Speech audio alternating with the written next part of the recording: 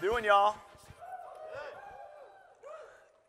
I'm a little anxious. It's not easy coming up here after Sean Whalen right now, right? I'm saying a little prayer over there saying, man, I hope I can impact you guys half as much as what Sean Whalen can do. Can we give him another round of applause? He's always spitting fire, always saying amazing things, and light me up from the inside. I want to show some love to Pat Hilton too. Like this guy, I remember him coming out and promoting and speaking and just always supporting, posting, sharing all the time. And that shit, like you guys want to know how you get Sean Whalen's attention? You want to know how to get Mark Evans' attention? Share their stuff, right? Comment on it. Engage with them. Support them. They don't just overlook that stuff. We pay attention to those kinds of things. And Pat Hilton always did that for me. And any opportunity I can get in order to promote him and support him, I absolutely take it because that's the kind of guy he is. So let's give him a round of applause too. He's an awesome, awesome dude.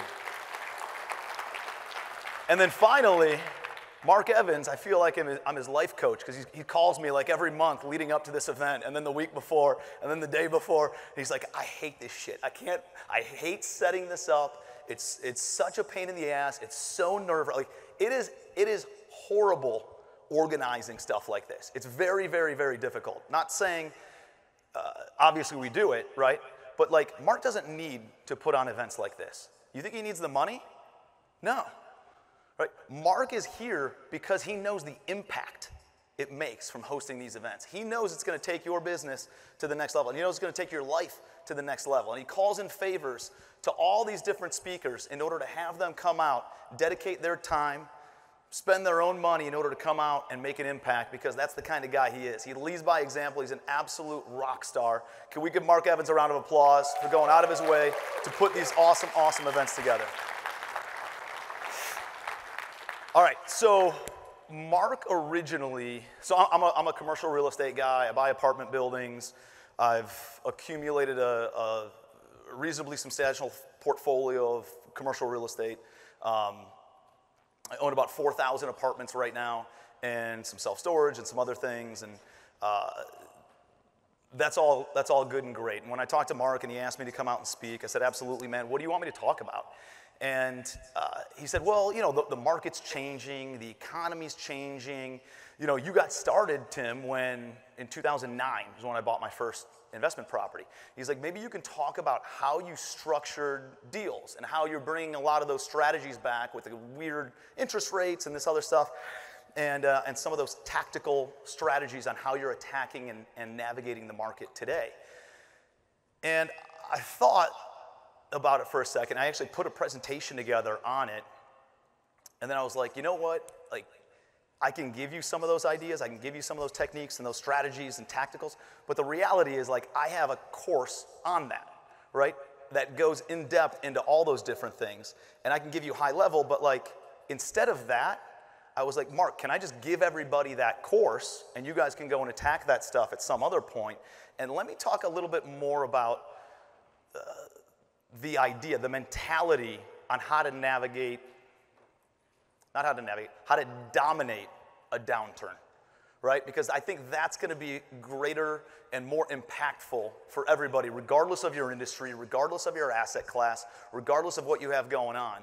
And it'll make an impact not just on the business and financial side, but also on the mental side. A couple of the concepts I'm going to share with you are probably, there's things you've heard before. Hopefully I can deliver them in a different vantage point. Hopefully I can deliver them in a different way that just hits different and it resonates with you really, really well. So I started investing in real estate. I was going through college 03 to 07. Everybody's making money in real estate. If you could fog a mirror, you're making money, right?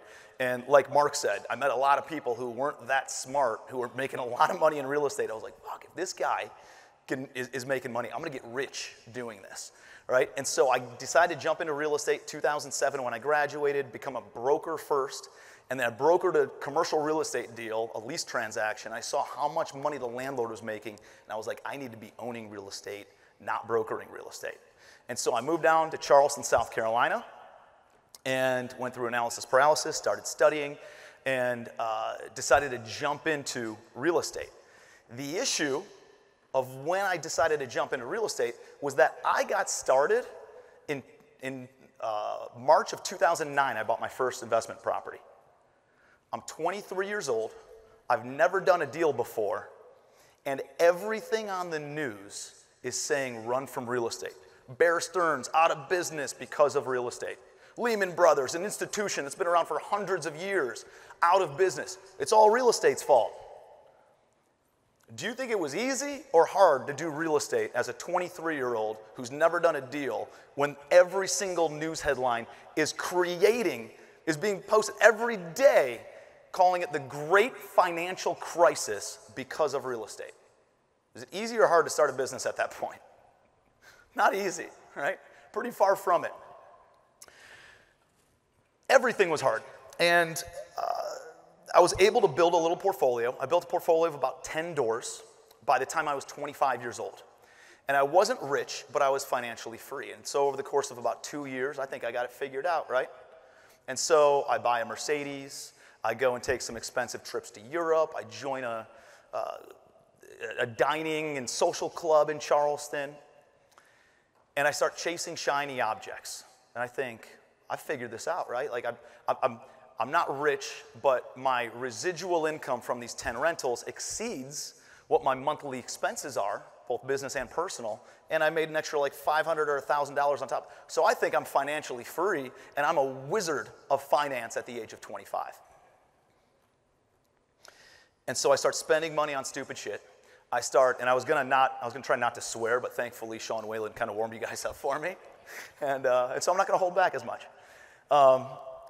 And so I chase a bunch of shiny objects, and I start meddling in other businesses. And those other businesses, where I thought the grass was greener on the other side, is it usually greener? No, it's just different. And it takes a shitload of watering, all right? And so I chased all these shiny objects, and within 2 years of being financially free, I'm completely broke. To the extent of, can I have the confidence thing up here again? To the extent of paying for gas with the coins out of the cup holder of my car.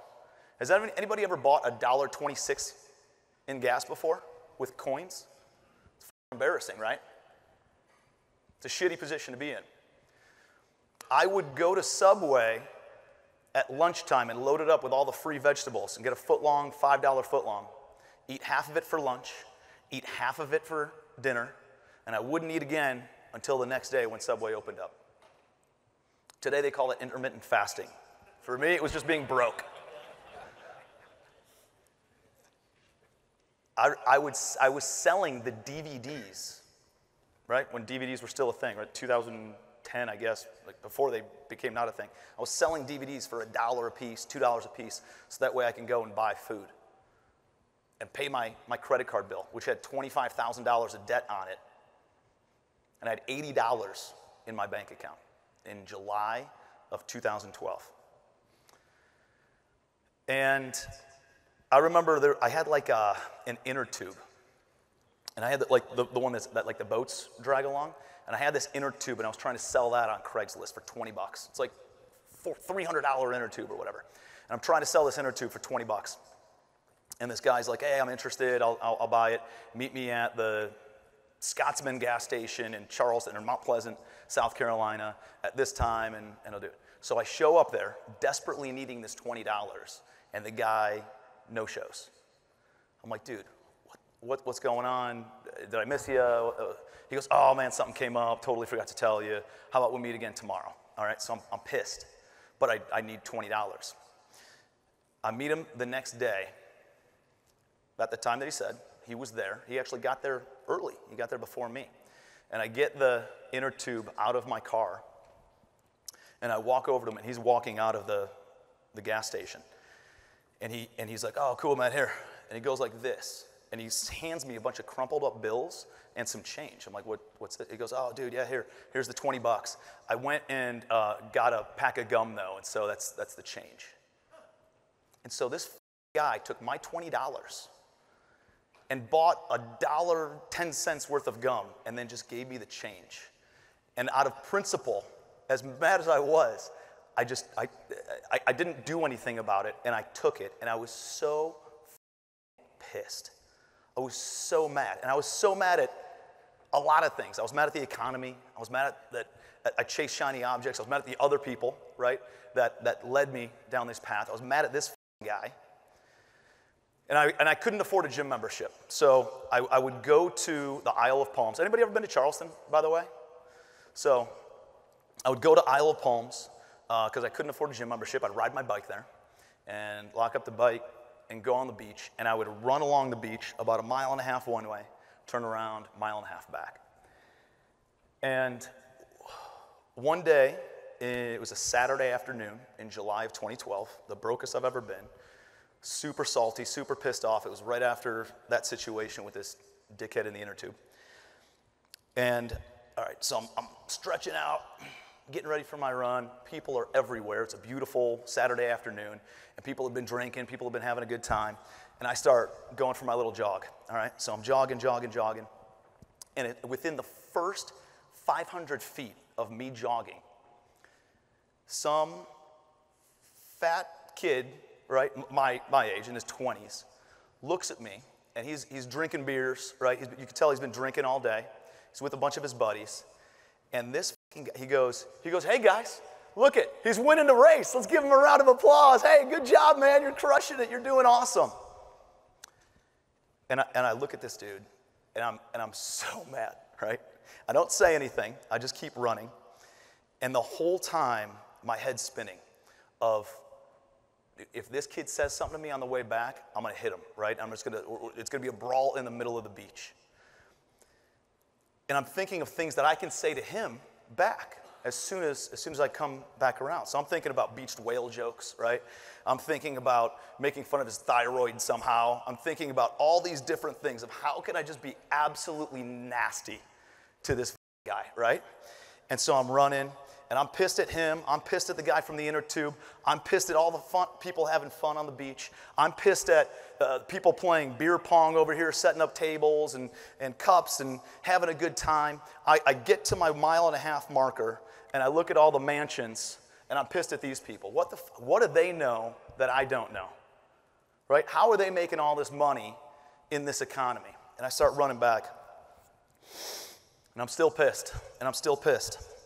And all of a sudden, somebody else runs by me, not paying attention. And then somebody else runs by me. And then that beer pong table, I realized they weren't playing beer pong. They were putting out a bunch of Gatorade cups. And then a whole pack of people started running past me with those little numbers on them. And I realized I started running about 1 mile ahead of the start of a 10K race that they were having on the beach. And that kid who told me, hey guys, let's cheer him on, and I thought he was my worst enemy, he was my #1 fan. He was cheering me on. He was saying, when nobody else was cheering me on, this guy is like, dude, you're doing great, man, keep it up. Dude, you're winning the race. Guys, let's cheer him on. I think he's my worst enemy. He's my greatest fan. How's that for a punch in the gut? And all of a sudden, everything that happened, of all the negativity and all the blame and all the excuses and all the hatred I had for everybody else and external factors, I realized was my own fault. I realized it was because of the stories I was telling myself in my own head about all these different things. Like I told myself a story about this guy. I wanted to ruin his life. He was my biggest fan.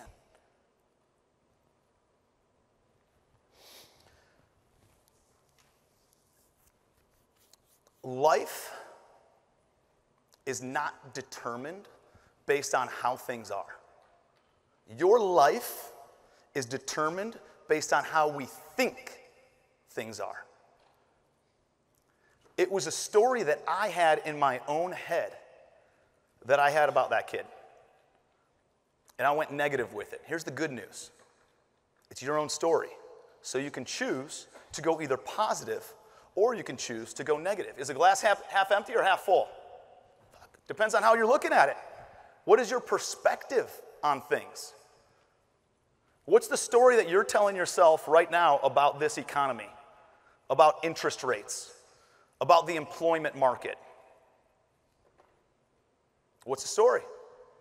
Because I can assure you there's two sides of it. There's an obstacle side, and there's an opportunity side to that story. Are you focused on the obstacles, or are you focused on the opportunities that presents? A lot of businesses got crushed when COVID hit. A lot of them made more money than they could ever imagine. What's the difference? It's the stories that you're telling yourself. Stories you're telling yourself about your employees. Hey, this person doesn't work. Or maybe you're not a good leader. Maybe you don't have them in the right seat. Maybe they're an A player in the wrong seat, and so now you think they're a C player. Ask me how I know. I'm guilty of it. I'm blaming them when really I need to be looking inside at myself on a lot. It's the stories I'm telling. Your spouse. How many of you guys let things build up and bubble until it bubbles over and blows up instead of just having a difficult conversation?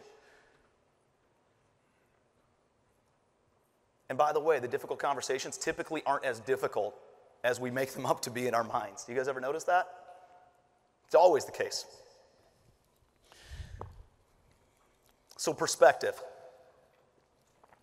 When I got back after that run,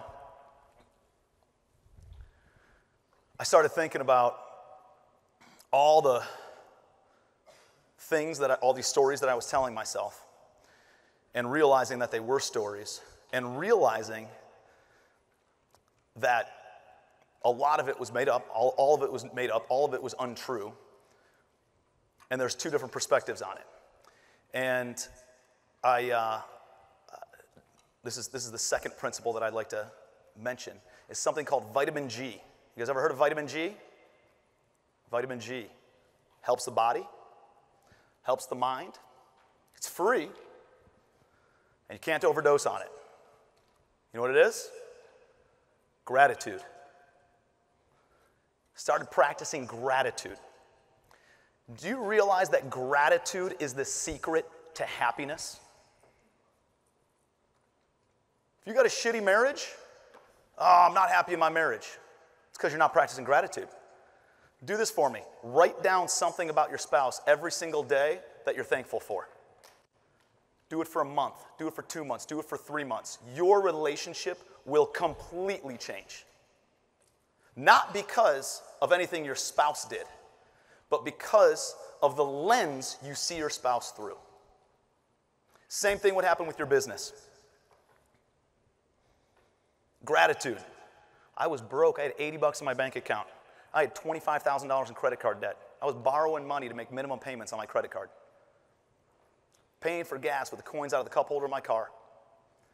Didn't have a lot to be thankful for. But when I started looking for the things to be thankful for, all of a sudden they appeared. You know what I realized? Think about this.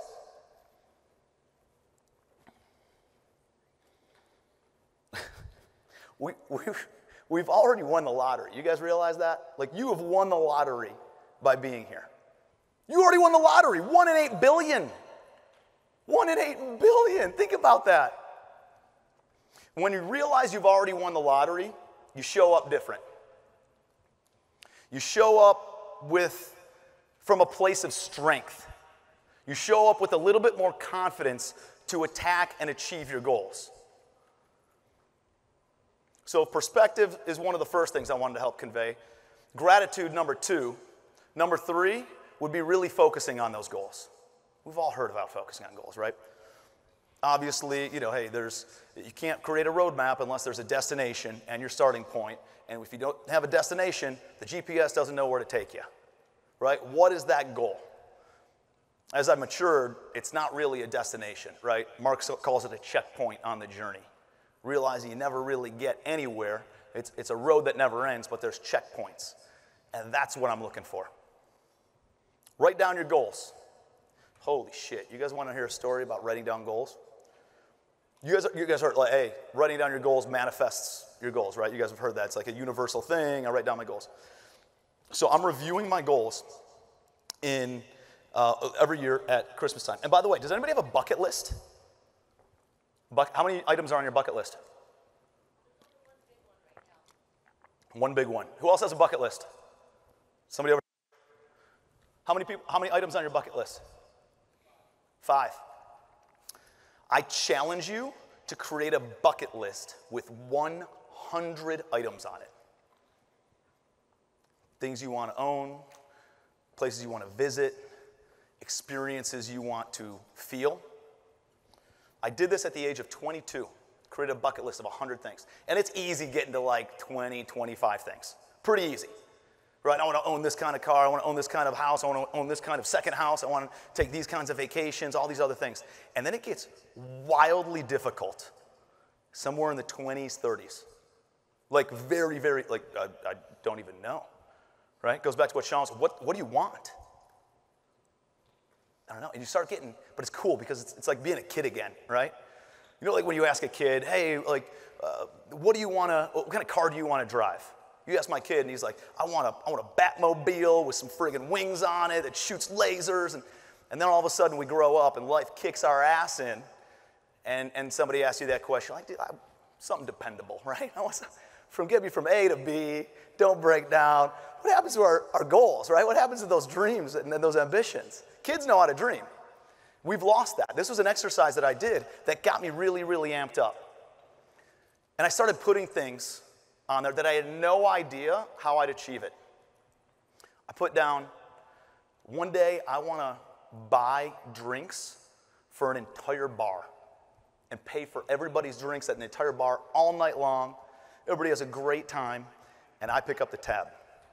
Had no idea how I would do it. You know what I did last week? Bobby was there.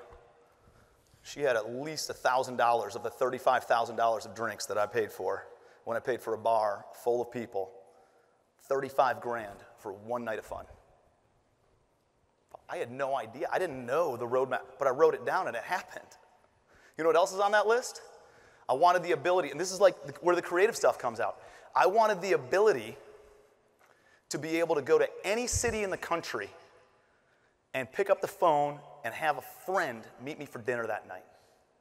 I had no idea how that would ever happen. Never been to a mastermind before. Social media was new. I thought I had to buy properties in all those areas and I meet with property managers or some shit. And now, we have a community of people, right? I have a mastermind, Mark has a mastermind. I can go to any city in the entire country with social media as a tool and say, hey guys, I'm gonna be in Sheboygan, Wisconsin. Who's around? Who wants to grab coffee or dinner tonight? And I can do it with anybody.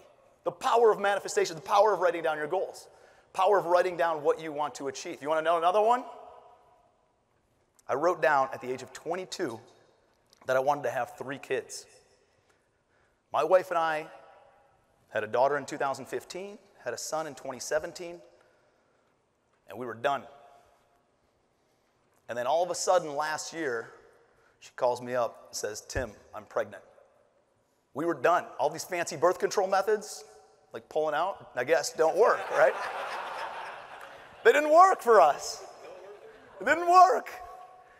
And I got a 3rd child, a beautiful, and I didn't even know until she was born in November, and I was going back and reviewing my goals and reviewing my bucket list. And on the bucket list, it says, be married and have 3 beautiful children.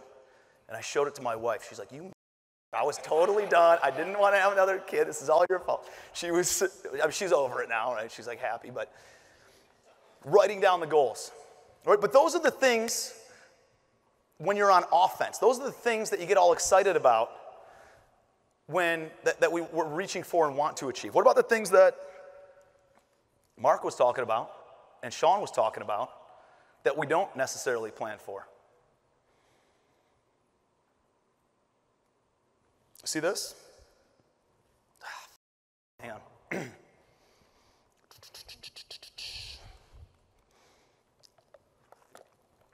So today's the 1-year anniversary. Well, let me back up. My number one best female friend from high school. Her name's Erin Slivka. And she's actually co-author of our kids' books and the most amazing person you've ever met. And her and her husband got married right after college. And now her husband is one of my absolute best guy friends. We go on vacation with, we've been going on vacation with them since college every single year, me and Kate and them, hanging out somewhere every single year. And then all of a sudden we started having kids. And we both had daughters in 2015. We both had sons in 2017. And actually we both have daughters that are less than a year apart now. Right? It's like everything lined up perfectly. And we would go to Disney every single year, sometimes multiple times a year, and hang out. And in the summer, 2 summers ago, my daughter's best friend, their oldest daughter, her name's Ayla, was diagnosed with something called DIPG. You guys know what DIPG is? It's a brain cancer in children that essentially has and you Google it, it's like the worst thing ever. It has less than a 10% survival rate after 12 months and 0% after 24. 5-year-old girl. My daughter's best friend. My best friend's daughter. I'm closer to this little girl than I am my own blood relative, my nieces. And so she gets that diagnosis in summer of 21, and just shy of 12 months today, this morning, 12 months ago, she passed away. Crossed over the Rainbow Bridge, went to heaven. And I share that with you because that's not something that was on the bucket list, right? But what I was able to do was call up Tim and Aaron. And we didn't know, when they got the diagnosis, I said, hey guys, have you talked to the job yet? Have you talked to your employer? Are they going to give you time off? Like, all you need to care about is spending time with this little girl. What do you need? If they give you a hard time at all, tell them to go kick rocks. You're going to come work with me. You don't even have to work. How much you need? 10 grand a month? 20 grand a month? 30 grand a month? Doesn't matter. Whatever you need. That's not on the bucket list. That wasn't on the bucket list to be able to do that for somebody. Now, fortunately, his job was awesome, super accommodating for the situation that they were in. But to be able to do that for somebody when we're not planning on that, right? It's more reason why you got to put your fucking head down and work towards achieving these goals. You should make as much money as humanly possible in the allotted amount of time that you dedicate to economics.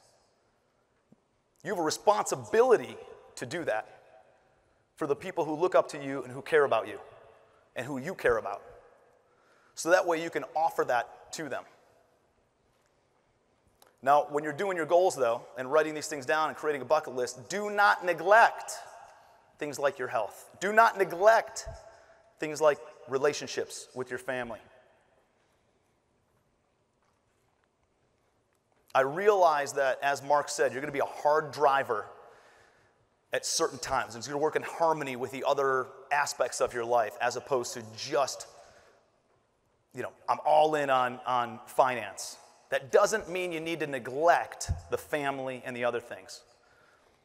When I was growing my business, my daughter, my beautiful little Penelope, she was 2 years old at the time.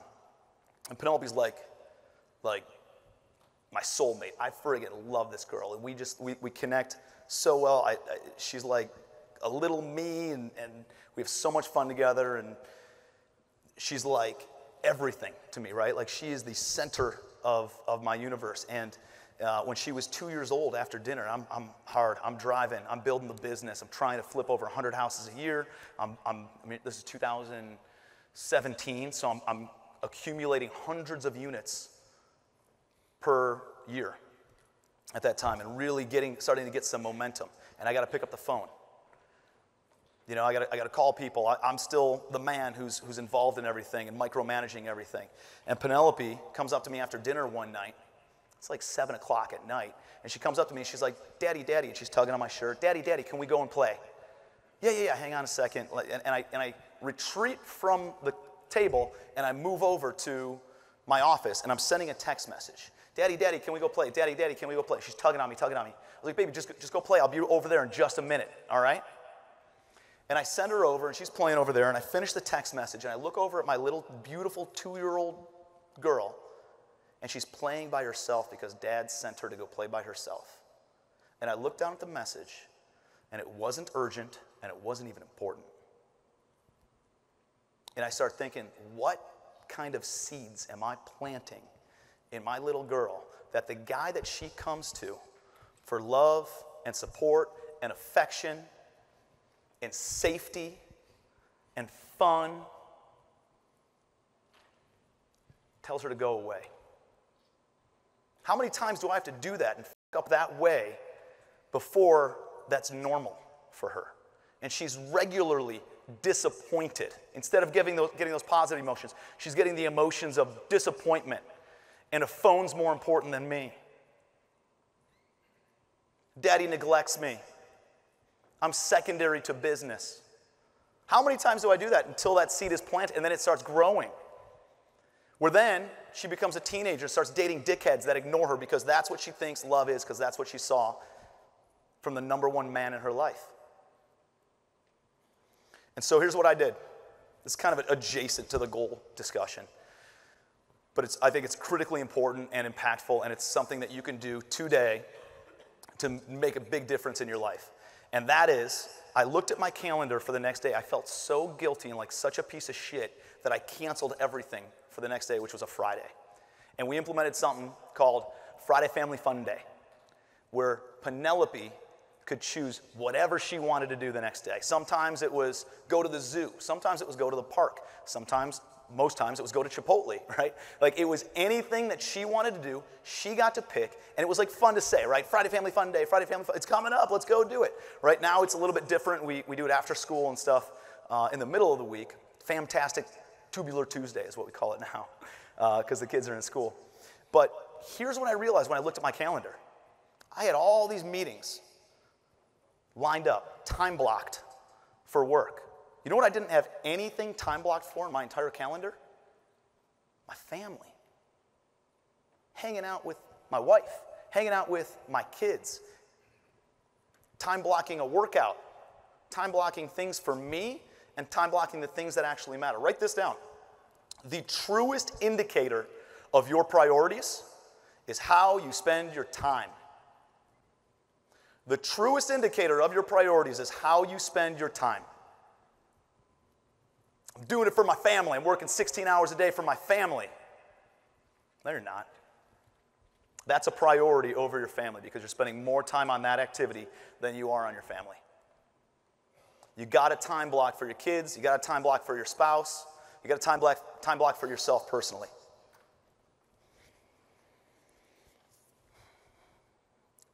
And you got to obsess over these goals. That's why Think and Grow Rich is the foundation, the center point of all growth and success principles. Obsessing over your goals. I also write this down. You're going to you're going to overestimate what you can accomplish in 12 months, but you're going to grossly underestimate what you can do in 3 to 5 years. We all do it. We all aim high and miss that first year. But that doesn't mean you retreat. That doesn't mean you jump ship. I've implemented a principle in my life called the 3-year principle. You guys ever heard of like the 10,000 hour rule? 10,000 hours. There's scientific studies all about it. It takes 10,000 hours to become an expert at any one thing. You want to learn how to play the piano? You got to dedicate 10,000 hours to practice, and you will be an expert at playing the piano. You want to be a fantastic jiu-jitsu martial artist? 10,000 hours, you'll be able to get black belt, and you'll get to where you want to be. Business, you want a successful business? You want to become a master at real estate or flipping businesses? 10,000 hours is what it takes. Now you do the math, 10,000 hours divided by a 40-hour work week, 50 weeks a year is how many years? 5 years to become an expert at something if you're dedicating a full-time effort at it. Now, we're a little bit psycho, right? Like, I know that I think about business and work and other things. If I'm grilling burgers, if I'm working out, doesn't matter. I probably am psycho enough where I'm thinking about business more than 60 hours a week, but let's just call it 60 hours a week. In 60 hours a week, you can become an expert at something in 3 years. So I have something called the 3-year principle. Why? Because in year 1, and I have an analogy to essentially sowing seeds, right? Planting the seeds. In year 1, you're learning about the business. You're learning about the strategies. You're learning about the techniques. You're learning about the players. You're meeting people who, at networking events, who you don't connect with. You're sorting past them, finding the people that you do connect with, that you do resonate with. Year 1 is all about planting seeds. I'm going to give it 12 months and see how it goes. Nothing happens in 12 months. The first 12 months is just planting seeds. It's not until year 2 that even it sprouts out of the ground a little bit, and all of a sudden you catch a little bit of momentum. This is the cultivation period, where you're cultivating those seeds. But guess what? They're fragile. Those relationships, those connections, that knowledge you have will be tested. You got to sun them. You got to water them. You got to fertilize them. Keep on connecting. And it's not until year 3 that they actually start producing fruit, that the actual harvest can occur. And beyond is when the consumption phase occurs. How many times have you seen people jump from job to job in less than 5 years, and they start all over and they got to start planting seeds again?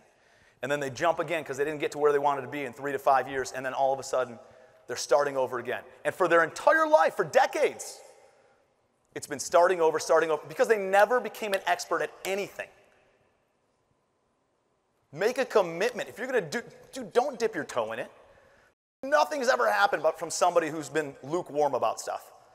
Right? It's only if you're white hot and truly committed. You burn the ships, and all of a sudden the universe, God, responds. But you got to dedicate 3 to 5 years. I will not do anything unless I'm in it for unless I'm going to make a commitment to it for at least 3 to 5 years. It's how I differentiate opportunities, pieces of real estate that I'm going to buy, even masterminds that I'm going to join. Mark invited me out to the DM Family Mastermind in March of 2015. I'm in my 9th year in this mastermind. 9 years. What if I showed up for a year, tried to extract, hired my assistant like Mark told me to, I tripled my income, made 140 in 2015, or 130. I made 400 grand in 2015. And I quit the mastermind because I was good. I didn't. I stayed in it for another year. And you know what happened? When I made that additional commitment, Mark made another additional commitment to me. He saw that I wasn't in it for the transactional side of things. He saw that I was in it for the relationship building side of things. And he introduced me to a hard money lender that he had been doing deals with. And that guy has invested probably $10 million in deals with me over the past handful of years. It took Mark 10 to 15 years to develop that relationship. I was able to do it in a single introduction because, number 5, is the importance of relationships and relationship capital. Focusing not on the transaction, but focusing on the relationships. There's a study that was just done. A bunch of friggin' scientists and graduates and med students and graduate students did a study. All right? I saw it on Maria Menounos when I was gassing up my car a couple months ago. And she goes, this big study was done and all these things, and the question of the study was, how do you change your luck? How do you change your luck? And that was the question. And they looked at all these different variables and all these different things. And the answer that they got from how do you change your luck was one thing. They boiled it down all to one thing. You know what it was? Change your environment. Change who you're hanging out with. Change the relationships in your life. If you change the relationships in your life, like Mark said, he can fall ass backwards into deals just because he's in the room. Because now the opportunities are being presented. Now you accidentally sat next to somebody at lunch who's got money and you need money. Or you have money and they have deals. And the connections get made on accident, through osmosis, through the movement in the room.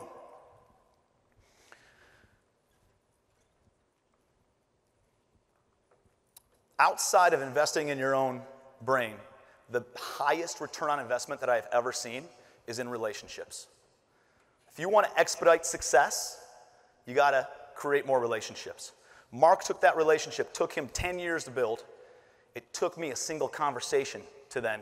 I was able to borrow the trust and the respect that took him 10 years to build with that private money lender, and he conveyed it to me in a single introduction, and that guy has since invested over $10 million with me.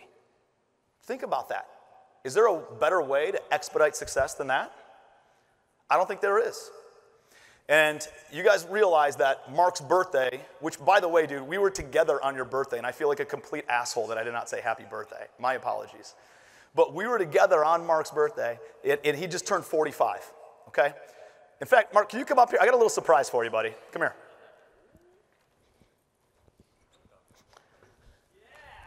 Yeah, let's give him a round of applause. Get up here, Mark.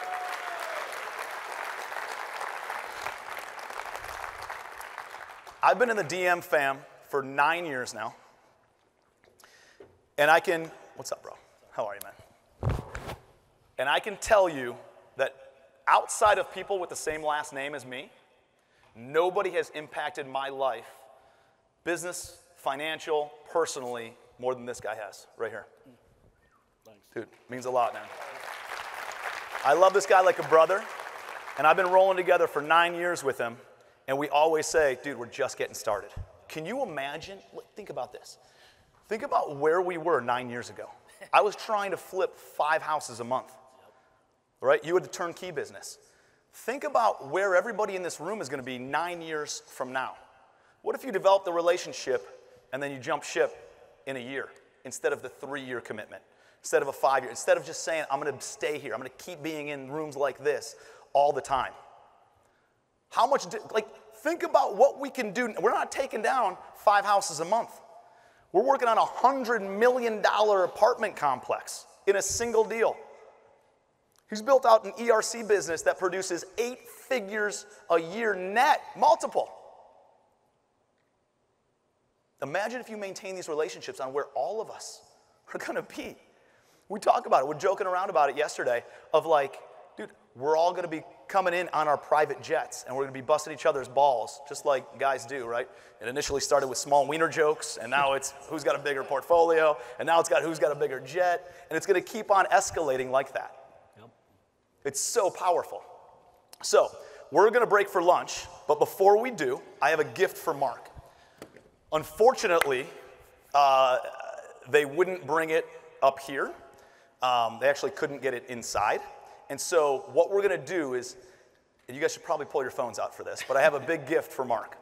And we're going to go outside and just follow me and Mark down to the side entrance, okay? And out of my gratitude for Mark, I got him a birthday gift that's been, I guess, 9 years in the making. Because of the amount of value that he's brought to me, I want to show a small token of appreciation for what he's done, and give him a big gift in front of everybody for his big 4 or 5 birthday. All right? So follow us outside. Right. Come on, guys. Mark, follow stay with these me, bro. guys, ladies and gentlemen. Hey, give these guys a round of applause, too. Give them a round of applause.